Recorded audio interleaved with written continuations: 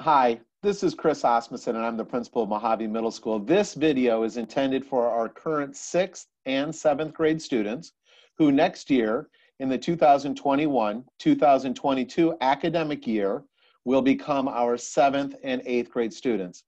This video is to help them fill out their course request form for next year.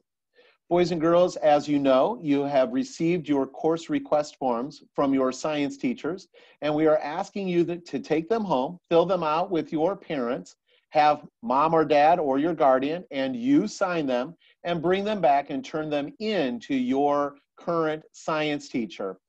We would like you to do that before you go on winter break, December 18th, 2020.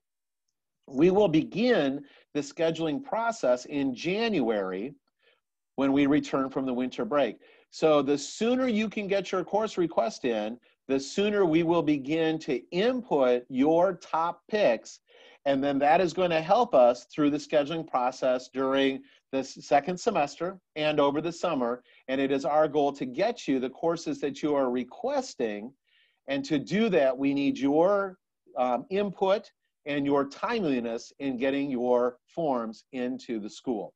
I'm going to share my screen and I'm going to walk through two of the forms, the 7th grade course request form and the 8th grade course request form. They're very similar, but there are some slight differences. And there are some things that I'd like to talk about because our current 6th grade students who will rise up into 7th grade and fill out the 7th grade course request form, there are some things due to COVID this year that we would have anticipated during a normal year, but you've not yet experienced. So sharing my screen with you guys now. So this is the 7th grade course request form. Again, it's going to look very similar to the 8th grade course request form. Our 6th graders, this is the form for you. So as a reminder, Mojave Middle School is going to schedule your core classes. That means we're going to place you into math, science, social studies, and language arts. With language arts, we are asking you, you can see, would you like to be a part of the honors program? If you say yes, we will place you into that program, space available. Students, there are 33 students per teacher. So if 33 students ask for honors language arts, that's enough for one class period, and all of those students will get the opportunity to take the additional rigor course of honors language arts. If 66 students ask for that, that means we're going to have 2 class periods, and we'll be able to accommodate all of those 66 students. 99 students, you get the idea that we do this in multiples of 33. The only time that this becomes a little strange is if, like, say, 80 students want to sign up for honors language arts. That's too many for 2 classes, too few for 3 classes. So at this point, we will take students that are showing the highest level of readiness in language arts, and we do that by looking at your benchmark scores, looking at your grades, and if we take the Arizona Merits Assessment at the end of this year, we'll take a look at that data as well.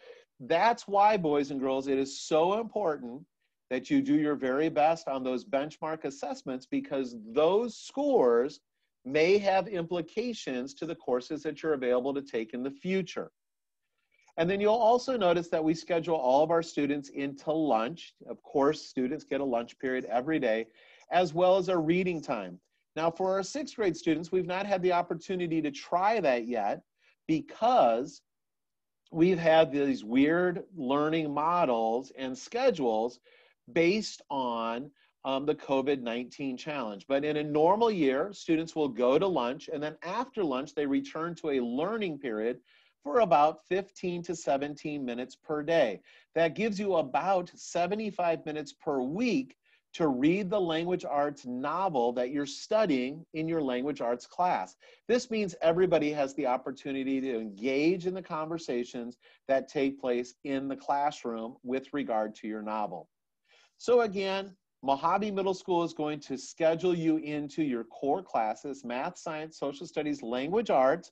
You're going to share with us if you're interested in that honors program, lunch, and reading. We also want some additional information. Are you in the dual language immersion program? For our 6th grade students, Next year, as 7th grade students, one of your elective choices is going to be Spanish 1. So instead of choosing 2 periods worth of electives, we're really going to be utilizing this document to find 1 period of electives, because the other period of elective is your Spanish 1 class. Now, our 7th grade students know that because currently they're in Spanish 1. Next year, as 8th grade students in the dual language immersion program, they'll be taking Spanish 2 for high school credit. So boys and girls, keep that in mind. The comprehensive program, right now our 6th grade students that are taking language arts and social studies with Mrs. Waltz, they are in the comprehensive gifted program, and they have the opportunity to continue that program into their 7th grade year. Current 7th grade students are taking language arts and social studies with Mrs. Jepson, and they too have the opportunity to remain in the comprehensive gifted program and continue to have conversation, classroom discourse related to the gifted program. Those students that have Mrs. Maiswinski or Mr. King, or who are in an individualized special education program, if you check off that box, again, this is not a, we'll be able to figure this out, but this helps us make sure that we don't make any mistakes during the scheduling process, and we can make sure we have our students in the right programs. As a reminder, there are 2 types of electives. We have year-long electives that start in August, go all the way through May, meet every day all year long. And we have semester-long classes, which are like half of the year. So some semester-long classes go from the first day of school until winter break, half of the year. And some semester classes will meet when we return from winter break in January and go until May, the last day of school, the second half of the year. In 7th grade, we have more year-long classes for students to take. We have band, strings, habits of study or college and career readiness, student government, yearbook, and theater. Theater is a brand new class that we're trying to offer this year at Mojave Middle School. If enough students, at least 33 students in 6th, 7th, and 8th grade, choose that course, we will be able to offer it. Now, I'm quickly going to change screens because I want to show the 8th grade students, so our current 7th graders rising up into 8th grade. Look at the additional classes you have to choose from.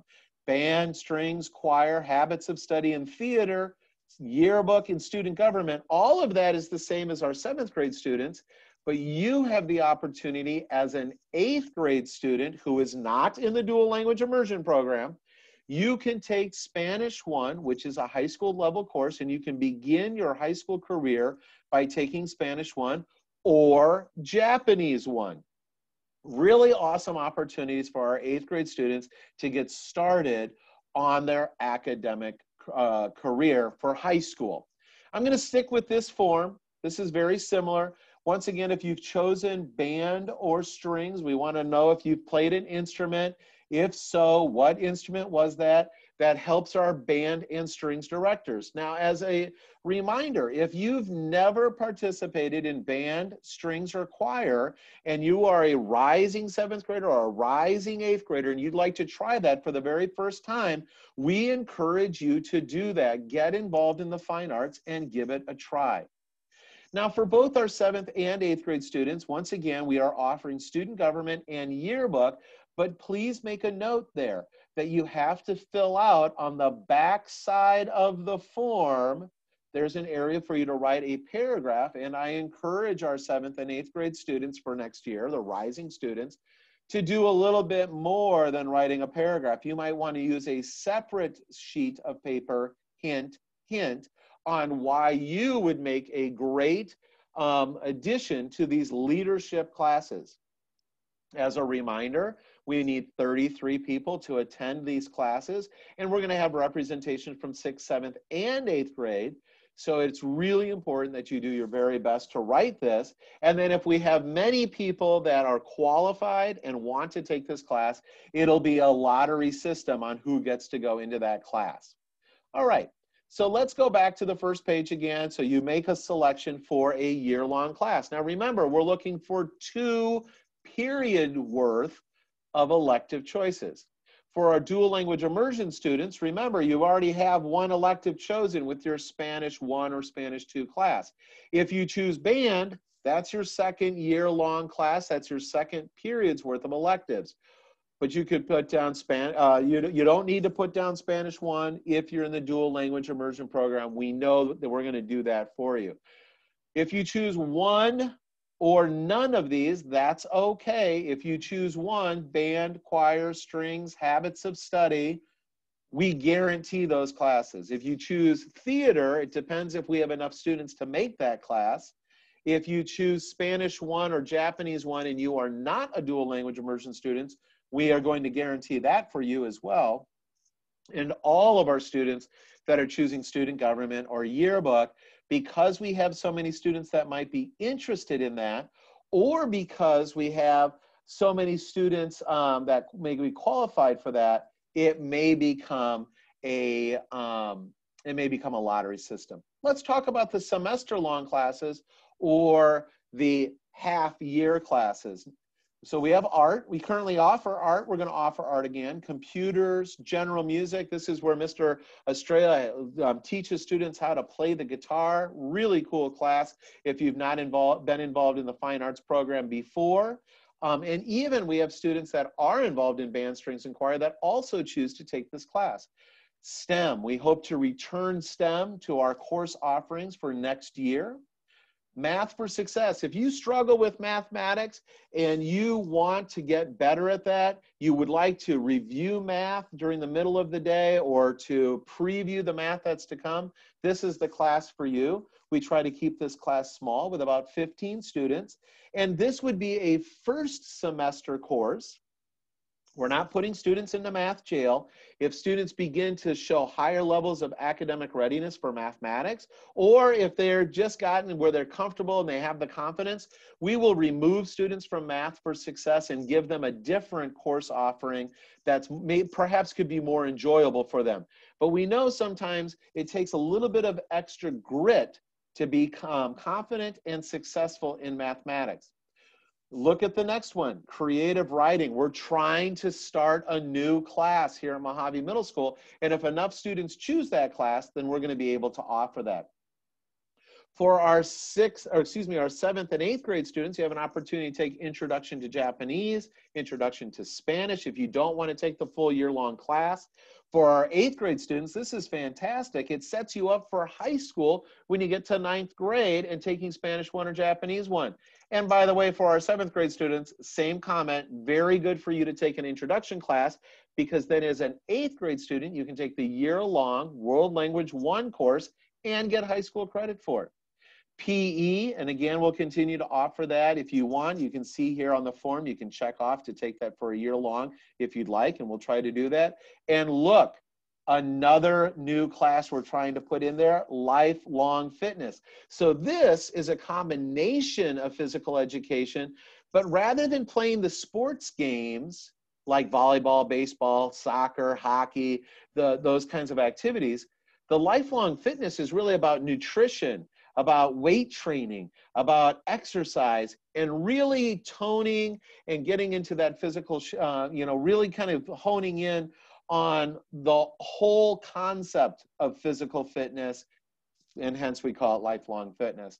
And then we have another class called Independent Investigations.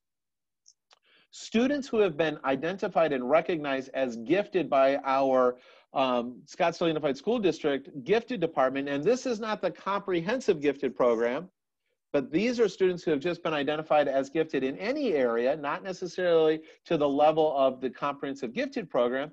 There's an additional class that we're going to try to offer you to put gifted students together where you can spend time talking and going through some independent investigations as a cohort of gifted learners.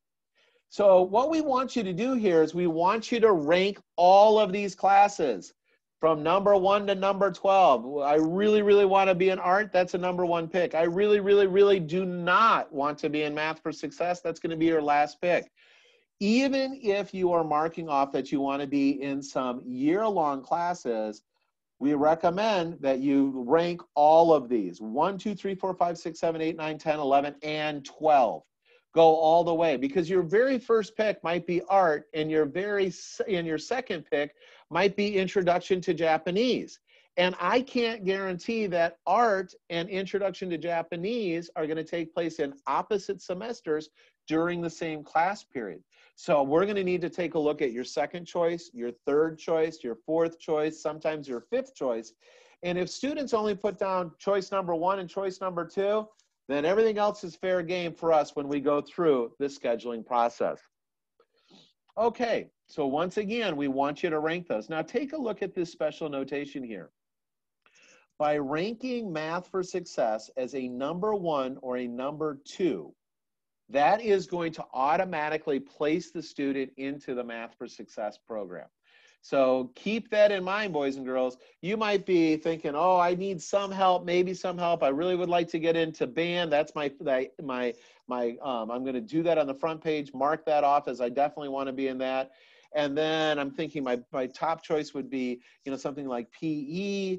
And then if you put Math for Success as your number 2, that's going to trump your number 1 pick, and we're going to put you in a year-long class for Math for Success.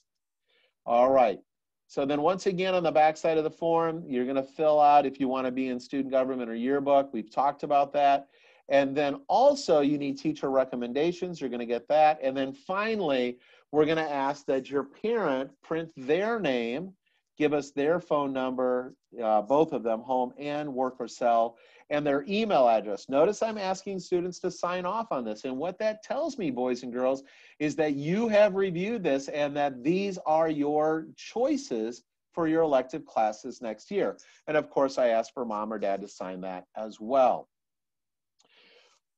We ask for this contact information because during the course of scheduling from January until August of next year, if there is a conflict that we cannot resolve, we want to call home over the summer and get your opinion and know what you would like to do so we can create that for you.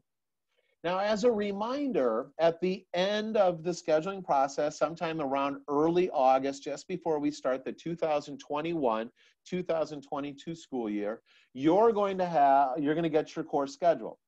Now, sometimes students maybe change their mind. Maybe right now they're in strings and they've decided that because they have other things that they'd like to try, that maybe they haven't been showing high levels of readiness with their musical instrument, and they'd like to try something different. Now, they may have chosen strings now, but when we get to August, they may say, well, I'd like to do something a little bit different. You can make a request to change your course. Or maybe what happened is your number 1 pick was computers, but instead your number 1 pick, or inside your schedule, you ended up in STEM. So in those situations, you have the opportunity to ask for and request a schedule change. Now, when we do schedule changes in August, we first prioritize people that we put in the wrong leveled courses or the wrong program. Perhaps we accidentally put a dual language immersion student into a comprehensive gifted student into that schedule. We have to make that change first. Maybe I put a 6th grade student into an 8th grade social studies class, and I have to make those types of changes first because those types of changes are required. The second set of schedule changes that we look at is when people have changed their mind. So I thought I wanted to be in choir, but I really want to go back into band. I decided that instead of singing, I want to play my trumpet. So in those cases, we try to honor those classes in the next layer of making course request changes. And then finally, our last group are those people that really wanted to be in art, but they ended up in PE. So they'd prefer to be in art, but not PE. We will then look at those types of schedule changes. Oftentimes, we are able to honor a lot of those schedule changes, but not always. So we can't guarantee it. What we do guarantee is that we will do our very best. Boys and girls, you've heard me say this many, many times. Successful people ask for help. If you need help choosing your courses for next year, please do not hesitate to talk to your counselor, your teachers, Mrs. Tyndall, myself, mom and dad. Gather up as much help and support that you can as you're filling out your course request form, because the choices that you make today in December are going to impact what your schedule looks like in August. And that's going to run all the way from August of next year to May the following year. So let's do a really good job of filling out those course request forms so that way we don't have to make any course request changes when we get to the next academic year. In addition, let's make sure that we are timely and you turn in those course request forms by December 18th, 2020, so that way we can go through the scheduling process, we know what your picks are, and those seats did not fill up because you were tardy in getting your form in. Those are my great thoughts of wisdom for you as you fill out your course request form.